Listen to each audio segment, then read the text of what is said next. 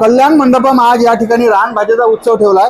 तुम्ही जर पाहत असाल तर मोठ्या प्रमाणात ज्या भाज्या आपण काही स्लाइडमध्ये आता काय पाहिल्या, आम्ही जुन्या वेळेस पाहिले ते आपा गुळवेल आहे, त्याच्यानंतर हे कायचं झाड आहे, हे जुने लाकडं आहेत, आणि त्याच्यानंतर आमचे जे वसू पाटील आहेत याचं या ठिकाणी करुटले आहेत।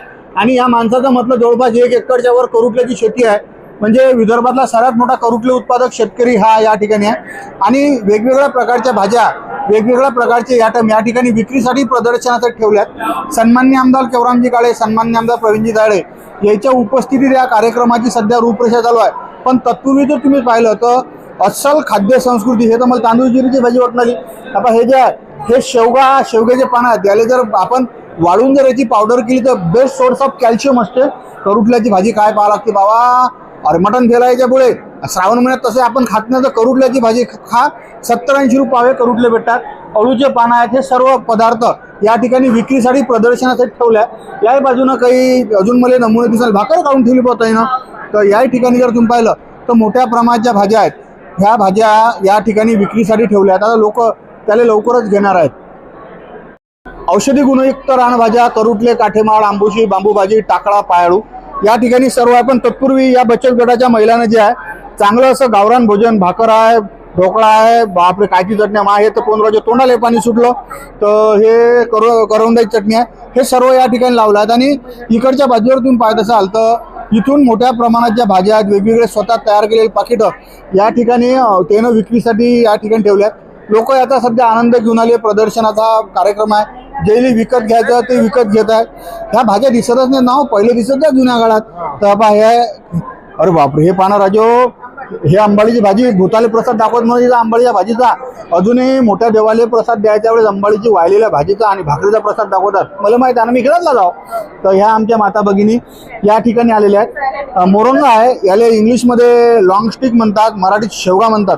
आणि आफ्रिकेतलं जर कुपोषण दूर केलं असेल त्या शेवग्यानं केलं आहे। शुगरवाल्या माणसाला मोरंगा म्हणजे ह्या जे आहे ना, त्यानं जरा शेवगा नियमित खाल्ला त्याचं शुगरसाठी खूप फायदेशीर आहे, असं डॉक्टर सांगतात। आपल्याला काय समजते एवढं, बापरे, हा भोपाळ पारा जो निरा मस्त भोपाळ्या, लौकी, हे सारे आयटम या ठिकाणी ताईनं ह्या वेगवेगळ्या म्हणजे आपले खाद्य संस्कृती जाणून ठेवला आहे। मला या ठिकाणी बीट दिसून आलं, एकदम क्रिकेट बॉल साईज बीट आहे। आणि हे गवती चहा आहे, हा गवती चहा बी या ठिकाणी आहे, डबल, हे सारे पदार्थ या ठिकाणी तुम्हाला विक्रीसाठी प्रदर्शनासाठी पाहायला भेटून आले। याशिवाय मेळघाटातले आमचे आदिवासी बांधव वेगवेगळ्या प्रकारचे, बापरे या ठिकाणी राजो मले हे तर केळाचं फळ दिसून राहिलं, केळाचं फुलं काय नाही, रानकेळी जंगली काळामधून आणलं लागते, हे या ठिकाणी दाखवलं आहे। आणि टेस्टी खूप आहे ताईचं असं म्हणणं आहे। आणि या ठिकाणी तुम्ही पाहत असाल तर अर्जुन हे शॅम्पल आहे, हा कमळाच्या फुलासारखा दिसतोय, अरे बापरे, हे सारे आयटम या ठिकाणी प्रदर्शनासाठी विक्रीसाठी ठेवले आहेत। जर पाहिलं तर वेगवेगळ्या प्रकारच्या भाज्या ज्यात आपल्याला कायचे नावं येतात बाबा, आता जुन्या काळात ऐकत जावं, पहिलेच जाय, तर ह्या भाज्या या ठिकाणी आमच्या ज्या माता भगिनी आहेत मेळघाटातल्या या ठिकाणी ज्या आहेत ह्या विक्रीसाठी घेऊन आलेल्या आहेत। आणि लोक आता मोठ्या प्रमाणात त्याला प्रतिसाद बी या ठिकाणी देत आहेत। या ठिकाणी जर तुम्ही पाहत असाल तर कवटाची चटणी आहे, कवट आहे, हे लहानचुकलं साईज आहे राजेव, याची साईज एवढी मोठी होती, म्हटलं महागावात एवढं झाड मोठं होतं याचं, आम्ही लहानपणी कवटं अरे पिकल्यावर एवढं जबरदस्त लागते कवट, आणि त्या कवटाची चटणी या ठिकाणी विक्रीसाठी प्रदर्शनासाठी पण लोक मोठ्या प्रमाणात विकत घेत आहेत। सन्माननीय मेळघाटचे आमदार केवलरामजी काळे सर आहेत। सर, एक काळ असा होता, अंबाडीची भाकर आहेत, जाय उडदाची, ज्वारीची, काय काय नमुने खतरनाक आपल्या जे जुने पूर्वज होते त्याने खाली। तुम्ही खरी संस्कृती, तुम्ही खऱ्या ग्रामीण भागातून आलेले आमदार आहे, थोड्याशा जुन्या आठवणी सांगा याच्याबद्दल मला। तर जुन्या आठवणी आता कसं सांगायच्या, आज चिखलदरा आणि धारणी तालुक्याच्या रान महोत्सव या कार्यक्रमामध्ये आपण उपस्थित आहोत। आणि या कार्यक्रमामध्ये बरेच प्रकारचे रानभाजी आता प्रदर्शनी लावलेले आहेत। आणि या मेळघाटमध्ये आमचे जे आदिवासी लोक ते अनेक प्रकारचे पावसाळ्यामध्ये जे भाजी तयार होत होतात नॅचरली शेतामध्ये नॅचरली पाहत होते, ते भाजी आम्ही आमच्या अगोदर म्हणजे पूर्वज लोक करत होते।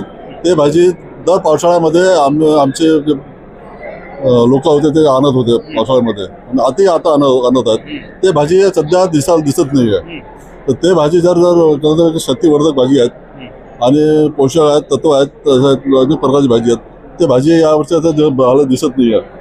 जर कृषी अधिकाऱ्यांनी जर त्यांना संशोधन करून आमच्या कास्तकारांना, आमच्या आदिवासी लोकांना ते समजावून सांगितलं आणि त्यांना माहिती सांगितली, निश्चित रूपाने आमच्या आदिवासी लोक ते भाजी पुन्हा उत्पन्न करू शकतात. तर भैया आज जर आपण एक गोट पाहिली कार्यक्रम राजीव कृषी विभागाचा, पण ज्या पद्धतीनं पाहिजे त्या पद्धतीनं लोकांची गर्दी मध्ये कमी दिसून आली.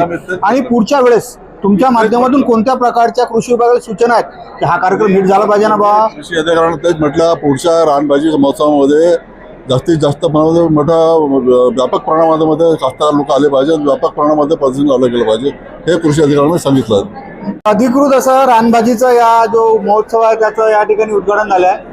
दोन्ही आमदार जे आहेत सन्माननीय केवलरामजी काळे, सन्माननीय प्रवीणजी तायडे, तर या ठिकाणी उपस्थित जे लोकांना आपापल्या काही भाजीचे नमुने आणले आहेत ते सर्व दाखवतात. बापरे, या तैनातराजे एकदम भाकर गिकर धपाटा, हे आपली ज्वारीची भाकर, ते याची भाजी ते करून सर्व मिरच्या गिरच्या सर्व या ठिकाणी आणल्या. आणि शेवग्याची भाजी आहे, सर्व काही भाज्या या ठिकाणी केल्या आहेत.